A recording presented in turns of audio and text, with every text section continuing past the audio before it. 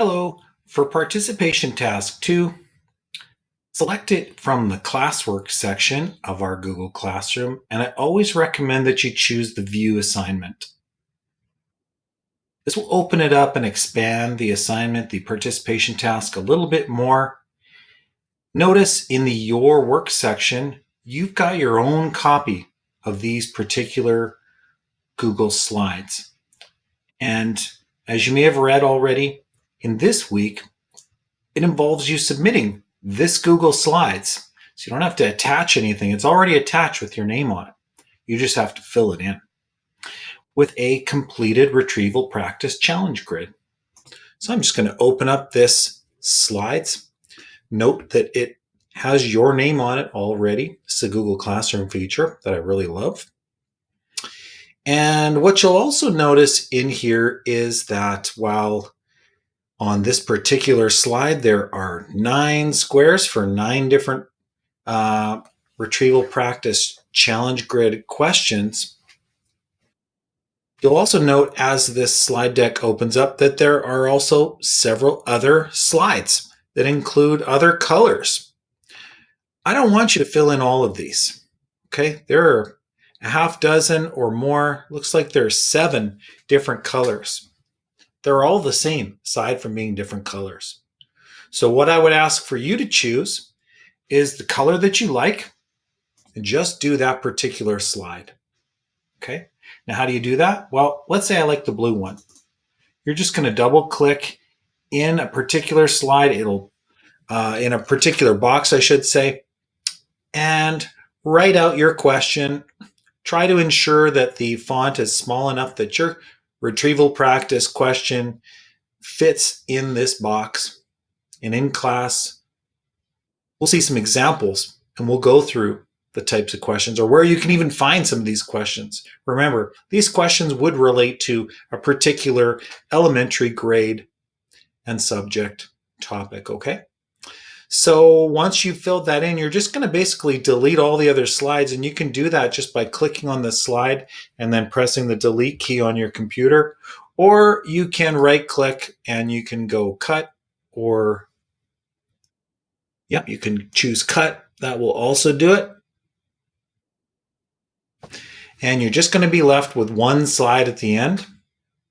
Okay, so let's imagine I've deleted every other slide than the one I want. I go back to my Google Classroom and I just hit the turn in button. Now that's for 4 out of 5. What you'll see on the course website as well, for 5 out of 5, you would have this particular Google Slides. And what you would also do is create a website in Google Sites, the same website you have for the course, where you have your social media page that you created last week. You'd create another page. And on this particular page, you are going to add in this Google Slides. Let's go down to the scoring criteria. So you would keep submitting this Google Slides, but you'd also include a link to your web page. And on that web page, here's the title, Supercharge Learning with Technology. You're going to give one sentence describing what retrieval practice is in your own words.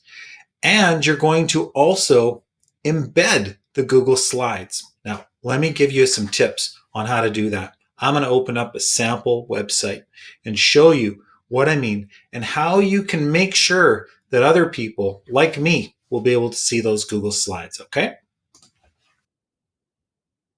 So on my site, there is my page I created last week. I'm going to go down to the plus, hover over, click new page, and call it Supercharge Learning with Technology. On that page, I'm going to include, just double click anywhere is another easy way to add stuff. You can use the insert menu up here to go text box, but just double clicking will let you add in all of these same things through this little wheel when you double click. So I'm going to add in a text box and I would define retrieval practice. in my own words. Okay. Again, I can choose to resize this text box. But what I also want is to include my slides. Now, before I do that, I need to ensure that those slides are viewable by anybody. So here is my set of slides, and I'm going to choose share. Now, right now, the only person who's going to be able to see those slides is me. So here's what you're going to do. See, it says restricted. Only people who've been added can see this. So we are going to change that. All right. We're going to make this, if we don't, when we put these slides on our Google site, you'll be able to see them, but nobody else will. So we have to give access through Google Drive, and this is how we're doing it. So you have a choice. You can leave it such that people with who have a Concordia account that are signed in can see it. That'll work for me. Or if you choose anyone with the link, that's what I would go with. If there's something you really don't want people to see, that's fine. But just keep anyone with the link can view and hit done. Okay.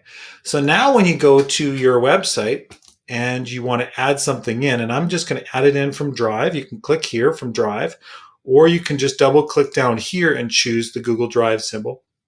Or you can scroll down on the right side here and choose Slides. All of these things will lead you to the Google Slides you've just been working on. So here it is. It's going to show up in the top left as being the most recent. And here they are. If you want to keep them below, if you would like to move them to the side,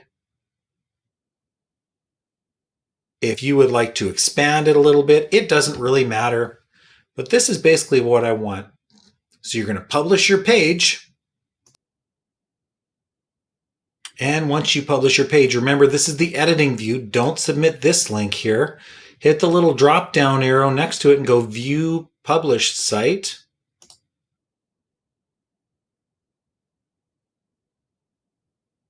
And when the page loads up, this is what we want. There's my Google site. I've got my type definition, and here are my slides. Now, if you really want to test it, you can go on your device and go Control-Shift-N, and that will give you an incognito site that you're not signed in at.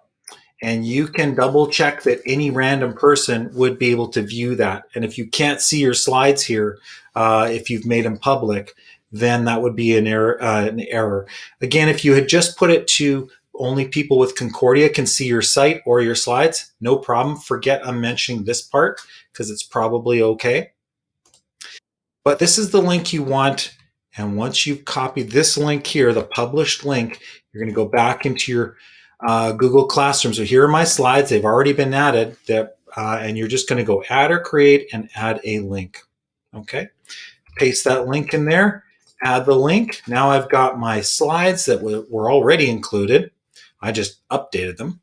Remember, only one slide completed with those 9 questions. And then add my link if I want to go for 5 out of 5 and hit the turn in button. And that is it.